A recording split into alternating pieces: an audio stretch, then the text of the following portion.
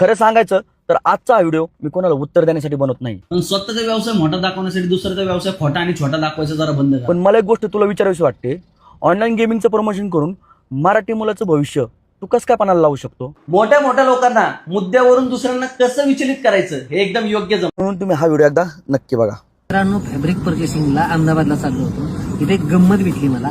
गंमत म्हणजे ही गंमत अशी आहे मित्रांनो, सचिन, माझा व्हिडिओ बघितलास, आनंद झाला. वाका पुंडा वम्मा चिली. तर कसं काय भावांनो, सुस्वागतम तुमचं अजून एका फ्रेश व्हिडिओ कॉन्टेंट मध्ये. तर आजच्या व्हिडिओ मध्ये आपण बोलणार आहे कापड उद्योजकांबद्दल. यांच्यावर व्हिडिओ बनवताना मला फक्त एक विचार येत होता, तो म्हणजे नक्की मी यांच्यावर व्हिडिओ बनवू का नको. कारण मागच्या वेळी एवढा चांगला व्हिडिओ बनवला होता, तेव्हा तर तो व्हिडिओ पूर्णपणे फ्लॉप झालता. तरी पण आपण आपल्या माणसांसाठी परत व्हिडिओ घेऊन आलोय, कारण मला माहित आहे हार के आगे जीत आहे. करा व्हिडिओ प्ले. नमस्कार मित्रांनो. हा, नमस्कार नमस्कार. खरं सांगायचं तर आजचा हा व्हिडिओ मी कोणाला उत्तर देण्यासाठी बनवत नाही. उत्तर देण्यासाठी बनवत नाही, मग बनवायला कशाला लागलाय? भारी मिस्टेक हो गया सर. तर तुम्हाला माहितीच असेल की या दोघांचा नेमका काय विषय आहे. तर तेच परत मला सांगायची गरज नाही, पण यांचं युद्ध फक्त एकाच कारणामुळे व्हायले, ते म्हणजे हे दादा दुसरीकडे जातात आणि हा भाऊ दुसरीकडे जातो. याच गोष्टीला दोन्ही बाजूने धरून हे दोघं पण वडा लागले. ज्यांनी मला वर्षानुवर्ष पाहिलं आहे त्यांना माहित आहे मराठी माणूस, मराठी उद्योजक आणि आपल्या तरुणासाठी माझ्या मनात असलेली तळमळ. जरा काय मराठी उद्योजकांबरोबर थोडंफार जर काय घडलं तर ते जास्त वेळ तोच मुद्दा धरून नाही बसत. उलटा आपले मराठी उद्योजक मराठी कार्ड हा गेम खेळतात, जसं की हे दादा खेळाले. बापरे, ये तो धोती खोल रहा है.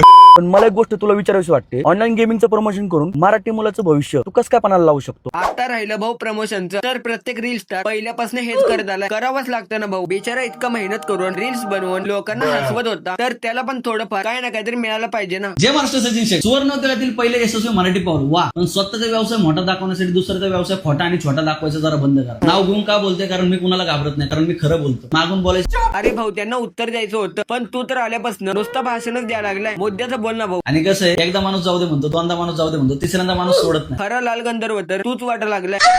काय माहितीये का, तुम्ही रीलवर जास्त ना, तर रिअल मध्ये कमी. त्यामुळे तुम्हाला ना आपल्या उद्योगातलं नॉलेज कमी झालं. रील वरती तर भाऊ तूच बोलायला लागला. या दादानी तर आंदोलनाच्या वेळी कितीतरी लोकांना त्यांनी मदत केली होती, पण हा तर भाऊ तिथं कोणाला दिसलाच नाही. काय माहितीये का, तुम्ही रीलवर जास्त ना, तर रिअल मध्ये कमी.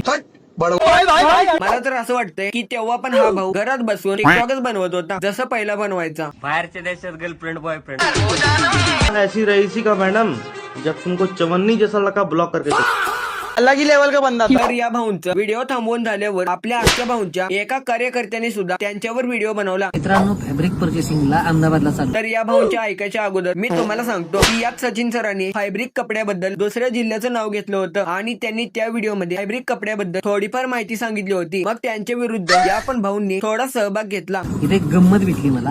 गंमत म्हणजे असं तुम्हाला, आता इथं आम्ही थांबलोय वेटिंग एरियामध्ये, नाही का. आता जसं आपल्या वायच्या स्टेशनवर कसं असतं, फलाट क्रमांक 7, फलाट क्रमांक. अरे कहना क्या चाहते हो? रस प्यायला ये म्हणलं मा. खरं म्हणजे या भाऊला जास्त कोण विचारत सुद्धा नाही, तरी पण या भाऊंना प्रत्येक मॅटर मध्ये घुसायचं आहे. तर त्या पद्धतीने सांगतात की ह्या फलाटावर ही बस उभी आहे, त्या फलाटावर ती बस उभी आहे, सगळं सेम आहे. हाच भाऊ पाठीमागच्या वेळी आप्पा वर्षी जाक्या यांच्या कॉन्ट्रोवर्सी मध्ये पण उडी मारला होता.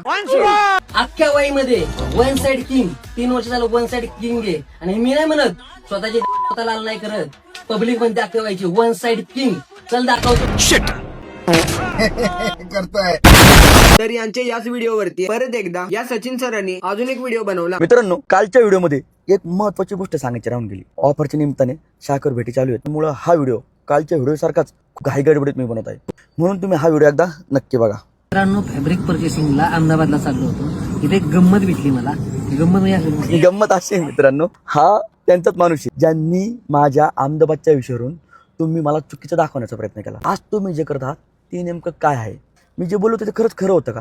हे फक्त तू चर्चेत राहण्यासाठी करतोय का? तो आपल्याच माणसांना टार्गेट का करतोय? सरांचं एक मला पटलंय की हा भाऊ फक्त चर्चेत राहण्यासाठी कोणत्या पण मॅटर मध्ये घुसतोय, पण चर्चेत राहून भाऊ तुझा काय फायदा आहे? लोक तुला रील स्टार कमी आणि आक्याचं पोरग जास्त समजतात. बाप आहे तो तुझा. बच्चा है मेरा घुंगरू बाबू. शर्म करो, भगवान से डरो भोस.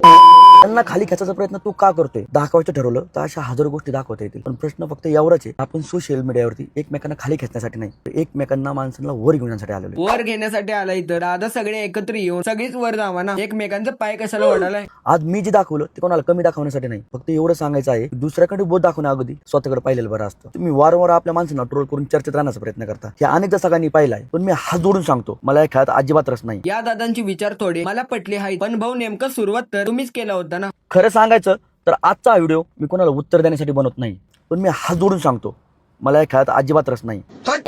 तर आता तुम्हाला वाटत असेल की एवढं बोलून सगळं संपलं असेल, पण नाही, यांच्या व्हिडिओला रिप्लाय म्हणून परत आपले कायम मॅटर करणारे हे कार्यकर्ता अजून एकदा त्यांच्यावर व्हिडिओ बनवला. सचिन अरे 2 मिनिटं. दांडग्यांचा आणि कुत्र्यांचा कळप वाघाची शिकार करू शकत नाही, कितीही एकत्र या, आमचा वाघ तुम्हाला एकटा बास आहे. वा वा, किती छान ठेवलंय. पण मला एक सांगा की यामध्ये नेमकं वाघ तू आहे का यो आहे हेच मला समजणं झाले.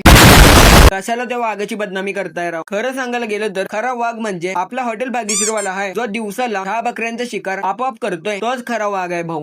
वाघाला बेडा हिंमत लागती, वाल्या कुत्र्यांचं काम नाही. अजून थोडं रिसर्च केलं असतं का नाही तर तुला कळलं असतं की मी लुधियानाला पण गेलोय, मी अहमदाबादला पण गेलोय, मी दिल्लीला पण गेलोय आणि मी चायनावरनं मला मागवलाय सुद्धा. तुम्ही अमेरिकेला पण गेलाय, तुम्ही आफ्रिकेला पण गेलाय, तुम्ही लंडनला पण गेलाय आणि तुम्ही चायनामधून आख्या भाऊंना पण घेऊन आलाय. पण हे सगळं दादा त्यांच्या दुकानामध्ये जाऊन सांगा, आमच्या फीड वरती येऊन आम्हाला कशाला सांगालाय? मी असं तुला कधीच म्हणलेलं नाहीये की अहमदाबादला जाऊ नको. तुम्ही जाऊ नका म्हणल्यावर ते थोडी ना ऐकणार आहे. त्यांचे काहीतरी काम असेल तर ते जाणारच ना. त्यांना कॉल करून सांगा, मग ते तुम्हाला पण नेतील ना. अजून तर भाऊ मागच्या वेळी आप्पा घड्याळच्या बदली गाडी देणार होते, पण आप्पा साहेब तर नुसता दिवसावर दिवस चढवा लागले. तर ताईंनो, बहिणींनो, भावांनो, तर ही XV तुमच्या दारात येण्यासाठी आता राहिले फक्त 18 दिवस. 23 दिवस, फक्त 23 दिवस मित्रांनो. राहिले फक्त 27 दिवस, 30 दिवस. आता फक्त राहिले XV देण्यासाठी 34 दिवस. बास करा राव, कीर्तनकार असून सुद्धा हे आप्पा लोकांना तुतिया बनवा लागले. फक्त किती दिवस राहिले? पुली अशी छेचन ना की तुला हागायचं पण कळणार नाही, मुतायचं पण कळणार नाही. तर ही लोक तर एकमेकांचं पाय खेचायचं थांबवणार नाहीये, त्यापेक्षा आपण आपले व्हिडिओ इथंच थांबवून टाकूया. जर व्हिडिओ आवडला असेल तर एक लाईक तर नक्की करा. चॅनल वरती नवीन असाल तर सबस्क्राईब पहिला करून घ्या हो, नाही केलं तर तुम्हाला या आप्पांची शपथ आहे. तर पटापटा सबस्क्राईब करून टाका. तर भेटूया मग अजून एका फ्रेश व्हिडिओ मध्ये. तोपर्यंत जय श्रीराम, जय शिवराय. बस आमची जिरली.